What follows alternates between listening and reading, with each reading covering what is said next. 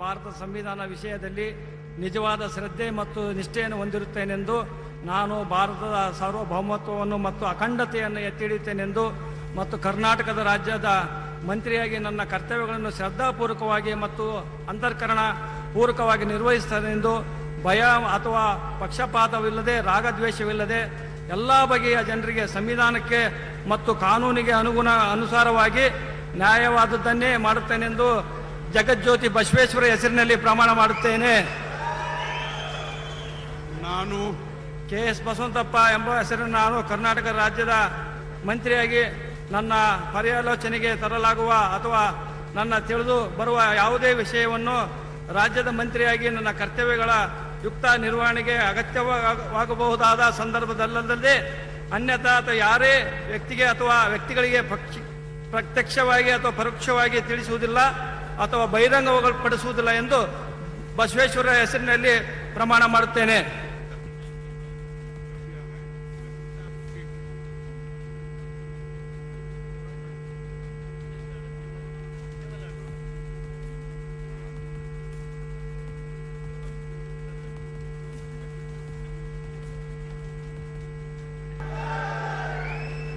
ನಾನು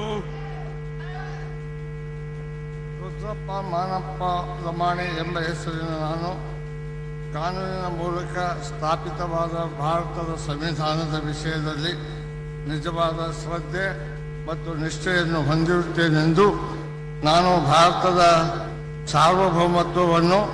ಮತ್ತು ಅಖಂಡತೆಯನ್ನು ಎತ್ತಿ ಹಿಡಿಯುತ್ತೇನೆಂದು ಮತ್ತು ಕರ್ನಾಟಕ ರಾಜ್ಯದ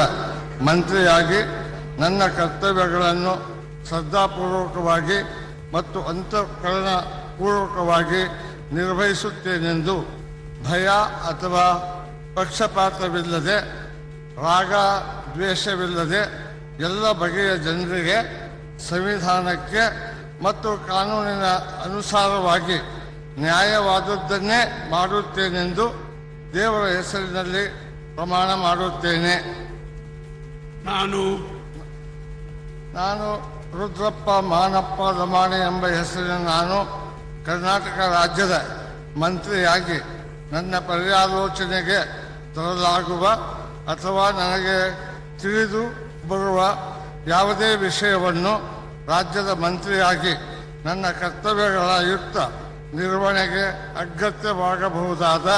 ಸಂದರ್ಭದಲ್ಲದ ಅನ್ಯಥಾ ಯಾರೇ ವ್ಯಕ್ತಿಗೆ ಅಥವಾ ವ್ಯಕ್ತಿಗಳಿಗೆ ಪ್ರತ್ಯೇಕವಾಗಿ ಅಥವಾ ಪರೋಕ್ಷವಾಗಿ ತಿಳಿಸುವುದಿಲ್ಲ ಅಥವಾ ಬಹಿರಂಗಪಡಿಸುವುದಿಲ್ಲ ಎಂದು ದೇವರ ಹೆಸರಿನಲ್ಲಿ ಪ್ರಮಾಣ ಮಾಡುತ್ತೇನೆ.